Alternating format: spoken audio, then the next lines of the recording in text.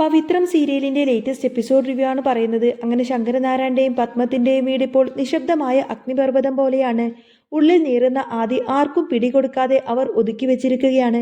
ദീപ്തിയുടെ കാര്യത്തിൽ അവർക്കൊട്ടും തന്നെ മനസമാധാനമില്ല.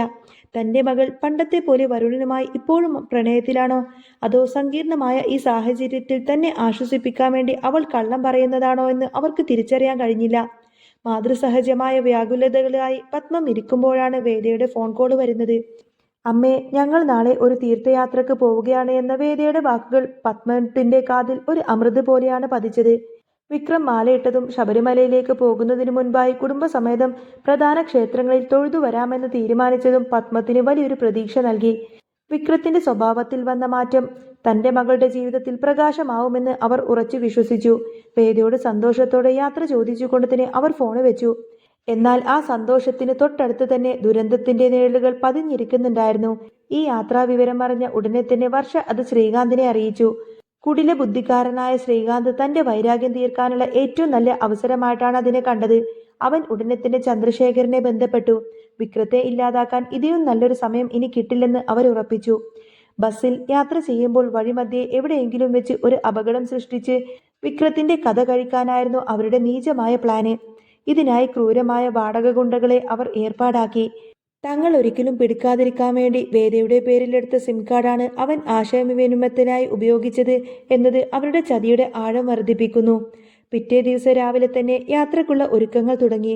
വിനായകന്റെയും നന്ദിനിയുടെയും ഇടയിൽ പതിവ് പോലെ തന്നെ വാഗ്ദാനങ്ങൾ നടന്നു.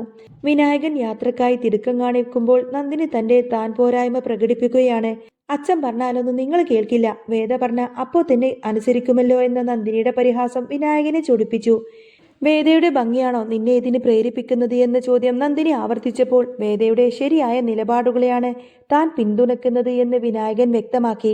എന്നാൽ നന്ദിനിയുടെ ഉള്ളിലെ അസൂയയും ദേഷ്യവും അടങ്ങുന്നില്ല.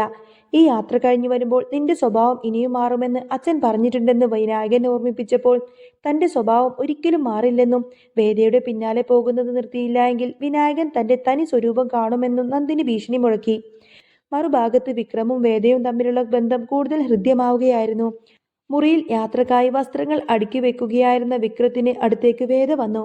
തന്റെ കഠിനാധ്വാനം കൊണ്ട് സമ്പാദിച്ച കുറച്ച് പണം അവൾ വിക്രത്തിന് നേരെ നീട്ടി. വിക്രം സ്വാമി, ഇത് കയ്യിൽ വെച്ചോളൂ. യാത്രക്കിടയിൽ ആഹാരം കഴിക്കാനോ മറ്റോ അച്ഛൻ്റെയോ അമ്മയുടെയോ കയ്യിൽ നിന്ന് വാങ്ങേണ്ടി വരരുത്. ഇത് കൊടുക്കാം എന്ന് വേദ പറഞ്ഞപ്പോൾ വിക്രത്തിന്റെ ഉള്ളിൽ വലിയൊരു ബഹുമാനം തോന്നി. ആദ്യം വിസമ്മതിച്ചുവെങ്കിലും വേദയുടെ സ്നേഹത്തിന് മുന്നിൽ വിക്രം വഴങ്ങി.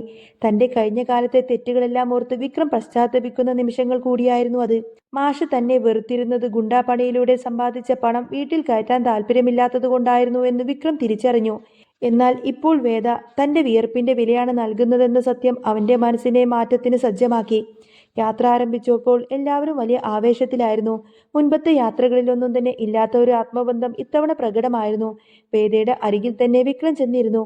ഒരു കാലത്ത് അരികിൽ വന്നിരിക്കുന്നത് പോലും ഇഷ്ടമില്ലാതായിരുന്ന വിക്രം ഇപ്പോൾ വേദയെ സംരക്ഷിക്കാനും അവളോടൊപ്പം ഇരിക്കാനും ആഗ്രഹിക്കുന്നു എന്നത് എല്ലാവരിലും അത്ഭുതം തോന്നി.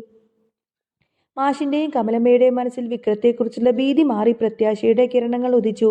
എന്നാൽ അവൻ അറിയുന്നില്ല, ആ യാത്രാ ബസ്സിന് പിന്നാലെ മരണം വിതക്കാൻ വേണ്ടി ചന്ദ്രശേഖരൻ അയച്ച ഗുണ്ടകൾ പാഞ്ഞു പിന്നാലെ തന്നെ വരുന്നുണ്ട് എന്ന കാര്യം. ഈ സമയം ദീപ്തിയുടെ ഉള്ളിൽ മറ്റൊരു യുദ്ധം നടക്കുകയായിരുന്നു. വരുണിനെ കാണാൻ കഴിയാത്തതും സംസാരിക്കാൻ കഴിയാത്തതും അവൾക്ക് വലിയ മാനസിക വിഷമമുണ്ടാക്കി. ആരും കാണാതെ മുറിയടച്ച് അവൾ വരുണിനെ വിളിച്ചു. വരുൺ, നിന്നെ കാണാതിരിക്കാനൊന്നും എനിക്ക് പറ്റുന്നില്ല എന്ന് ദീപ്തി കരഞ്ഞുകൊണ്ട് പറയുമ്പോൾ വരുൺ അവളെ സമാധാനിപ്പിക്കാൻ ശ്രമിച്ചു. വിക്രം ശബരിമലയിലേക്ക് പോയി വന്നതിന് ശേഷം മാത്രം നമുക്ക് അടുത്ത നീക്കം നടത്താമെന്നും അതുവരെ ക്ഷമിക്കണമെന്നും വരുൺ അവളെ ഓർമ്മിപ്പിച്ചു. ദീപ്തിയുടെ സ്നേഹം ആത്മാർത്ഥമാണെങ്കിലും സാഹചര്യങ്ങൾ അവർക്ക് അനുകൂലമല്ലായിരുന്നു. പത്മത്തിന്റെ വീട്ടിൽ ശങ്കരനാരായണൻ തന്റെ മകളുടെ ഭാവി ഓർത്ത് ആശങ്കപ്പെടുന്നു. വിക്രം ക്ഷേത്രത്തിലേക്ക് പോയി വന്നാലും അവന്റെ സ്വഭാവം മാറില്ലെന്നും പഴയ ഗുണ്ടാ സംഘങ്ങൾ അവനെ വിടില്ല എന്നും അദ്ദേഹം ഭയപ്പെട്ടു. എന്നാൽ തന്റെ മകൾക്ക് സുരക്ഷിതമായ ഒരു ജീവിതം നൽകാനാണ് പത്മ ആഗ്രഹിച്ചത്. ദീപ്തി ഇപ്പോൾ വരുണുമായി സൗഹൃദം മാത്രമാണെന്ന് പറഞ്ഞപ്പോൾ എങ്കിൽ അവൾക്കായി മറ്റൊരാലോചന എത്രയും വേഗം തന്നെ കണ്ടെത്തണമെന്ന് അദ്ദേഹം തീരുമാനിച്ചു. ദീപ്തിയുടെ മനസ്സറിയാതെ മാതാപിതാക്കൾ അവളുടെ വിവാഹത്തിനായി തയ്യാറെടുപ്പുകൾ തുടങ്ങുകയാണ്. വേദയുടെയും വിക്രത്തിന്റെയും യാത്ര പുതിയൊരു ലക്ഷ്യസ്ഥാനത്തേക്കാണ് നീങ്ങുന്നത്. സ്നേഹവും ചതിയും പ്രാർത്ഥനയും പകയും ഒരുപോലെ ഇഴചേർന്ന ഈ യാത്രയുടെ പരിസമാപ്തി എന്തായിരിക്കും? വിക്രത്തെ അപായപ്പെടുത്താനുള്ള ശ്രീകാന്തിന്റെ ശ്രമം വിജയിക്കുമോ അതോ വേദയുടെ പ്രാർത്ഥനയും വിക്രമിന്റെ മാറ്റവും അവനെ രക്ഷിക്കുമോ? അങ്ങനെ യാത്രയുടെ ആവേശം ബസ്സിൽ അലതല്ലുമ്പോഴും പുറത്ത് മരണത്തിന്റെ നിഴലുകൾ അവരെ പിന്തുടരുന്നുണ്ടായിരുന്നു.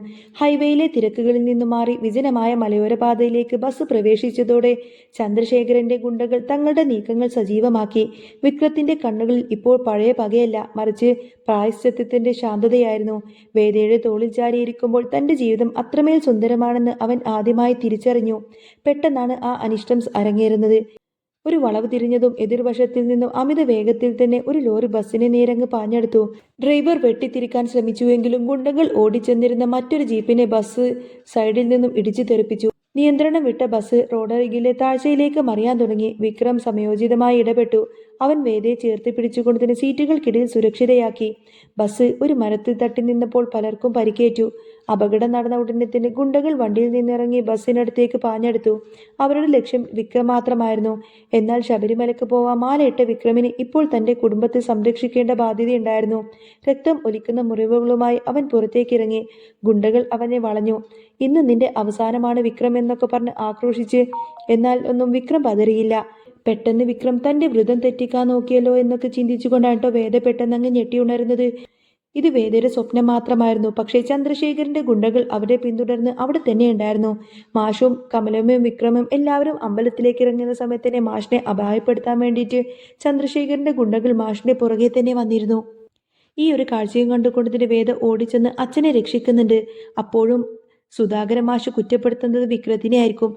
വിക്രത്തിന്റെ ഗുണ്ടകളാണ് തന്നെ കൊല്ലാൻ വേണ്ടിയിട്ട് പിന്നാലെ വന്നത് എന്നൊക്കെ പറഞ്ഞ് വിക്രമിനെ ഒരുപാട് കുറ്റപ്പെടുത്തി സംസാരിക്കും. ഇനി വരാൻ പോകുന്ന നല്ല സൂപ്പർ ത്രില്ലിംഗ് എപ്പിസോഡുകളൊക്കെ തന്നെയാണ് കേട്ടോ. അപ്പോൾ കാത്തിരുന്ന് കാണാം. നെക്സ്റ്റ് എപ്പിസോഡുമായിട്ട് ഉടനെ വരാം. ബൈ.